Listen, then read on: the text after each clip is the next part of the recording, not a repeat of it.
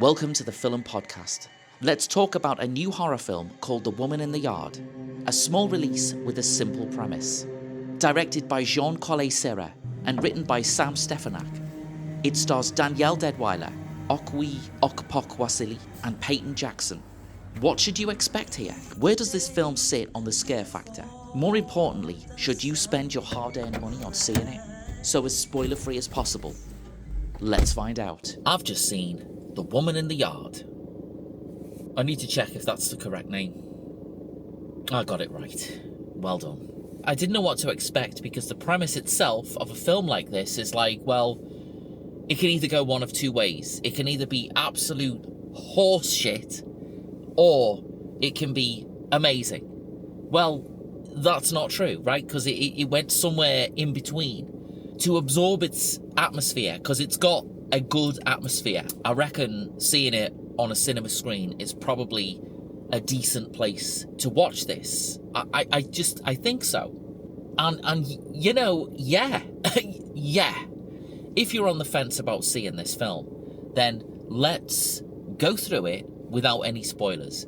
To give anything away about this film would be to completely ruin it, because it's ever so subtle. It's ever so subtle. It's 100% not a screamy, shouty, crazy horror film. It is a horror film, that's true. And I guess it's kind of a supernatural horror film, but it's not what you'd expect it to be. If you think of Smile 2 as an example, on the surface it's like, okay, right, it's the Smile entity, but actually it's more about mental health. This is the same. This is more about someone's descent into a dark place, but it's wrapped around this kind of family drama. It's difficult, right? Because this is not a bad movie. It isn't a bad movie, and it's also not the greatest movie either. I guess we're at this time of the year just before the summer releases come out, which aren't guaranteed to be great films either. But I guess we're at this time of the year where they kind of, you know, they're not putting out much stuff, certainly mainstream stuff. And this is like, this is not really a huge release, but it is showing everywhere. So I suppose that makes it a huge release. But whatever. So anyway, the point I'm making here is that The Woman in the Yard is just about worth talking about, because there are some ideas in there. It is like a step above the dizzy, empty-headed, shrieky horror films. You know, it is. It's a step above that. It's an idea that came from someone that was realised and put together about a traumatic event that's happened to them in their lives, because that's what this kind of covers. Well, okay, so let's set up the premise. Essentially, it's a small family. They've bought a very remote, rural farmhouse, I guess you can call it that. You know, they've got chickens, they've got a gorgeous dog, but something has happened. The husband, or the dad of the family, has passed away. There are reasons why that's happened. The bottom line is, it was a car accident, and there's a survivor, and the survivor is the wife, essentially. She's the survivor. So it's her and the two kids. The two kids, one is a really young girl, and one is, I don't know, maybe 15 or 16-year-old teenager. They're just the three of them are there in the house. The car that was involved in said accident is also there outside of the house, all like mashed up and stuff, which is, you know, is horrible, really, isn't it? Imagine that. Imagine that being there. Well, not only that, but also is the woman in the yard. She is also there, and she's there because, well, you know, no spoilers, right? No spoilers here. The woman in the yard is literally the woman in the yard. It is scary, and she does kind of ebb closer to the house as time moves on. But she's basically sitting there. She's dressed in black. She's sitting outside the house. What is she? Who is she? Why is she there? What's the reason? What's going on? As much as anything else, it is quite satisfying, right? And what I mean by that is, I didn't find any part of this film to be unbearable or annoying or stupid or ridiculous or anything like that. I guess everyone's reaction to The Woman in the Yard is like perfectly normal. I mean, I would do exactly the same thing as pretty much every member of that family did if I saw a woman sitting there in the yard who's freaking everybody out.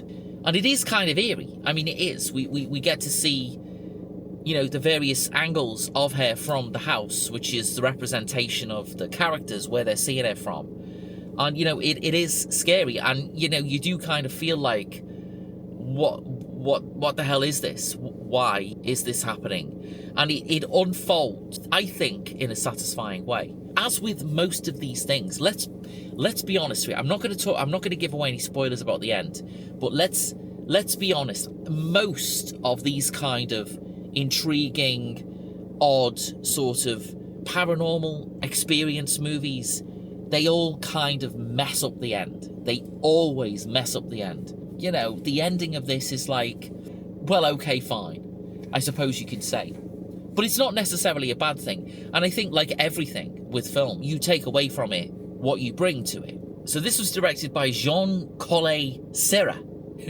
I tried. Who has directed some pretty decent films previously, and who's also directed some absolute shite. House of Wax, which I think stars... Yeah, it's got Paris Hilton in it. Paris Hilton. Orphan, which is... Well, Orphan's alright. It's good. It's got a phenomenal twist. If you've not seen Orphan, go and watch Orphan, because it's got that twist. It's like... excuse me? Non-Stop, which is Liam Neeson running around a plane, I think. Run All Night. More Liam Neeson. And The Shallows, which is decent. I mean, that's decent. The Shallows is alright. Alright. He also did the Rock movie Black Adam, which is utter pants, and the Die Hard rip-off called Carry On, released at Christmas time on Netflix last year. It's alright, it's not bad at all. Rounding all that up into a filmography and presenting us with The Woman in the Yard, I guess in this modern era of big budget studio Hollywood stuff, the guy's made some alright films, and he's also made some not so good films either. Whatever. The Woman in the Yard is okay. It's alright. The thing that makes this extra special, the thing that elevates this above just being a sort of what's going on kind of a thing, is Danielle Deadwyler. She is phenomenally good in this. I mean, she is. Her performance is like amazing.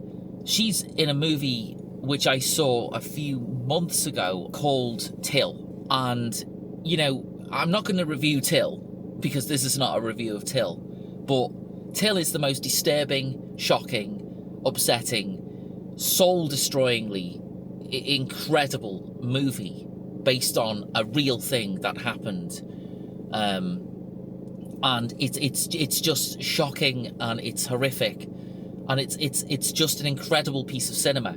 And Danielle Deadwyler, you know, she plays the mother character in that. She gives one of the most powerful performances that's probably ever been done, ever, anywhere, ever, because the subject matter is just horrendous, and the fact that she sits there in court and just delivers this whole thing.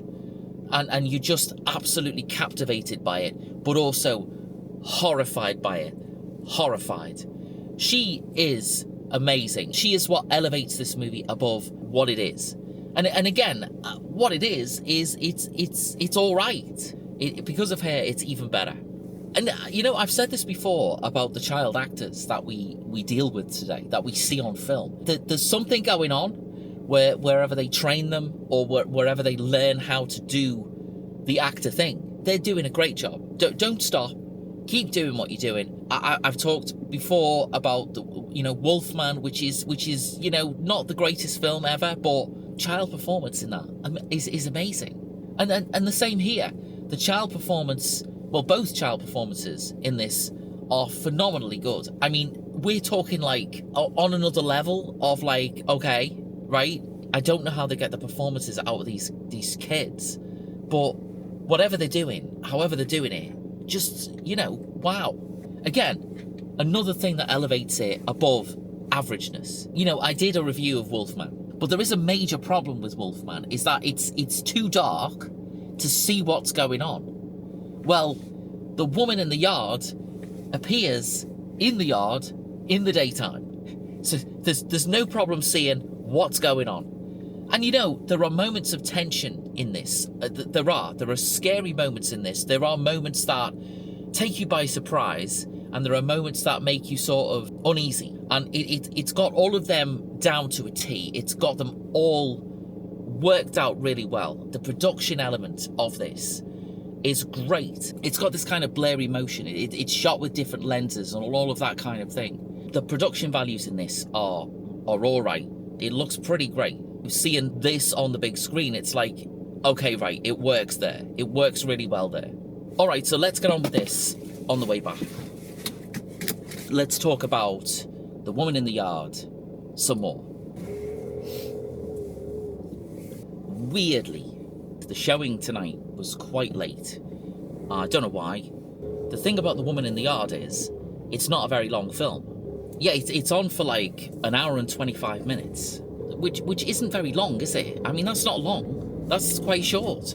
It doesn't outstay its welcome, and it kind of gets everything in there and done and dusted within its running time. In this day and age, when a lot of films are quite long, let's say, you could fit 2 of these into one of those big tentpole films. I think you could.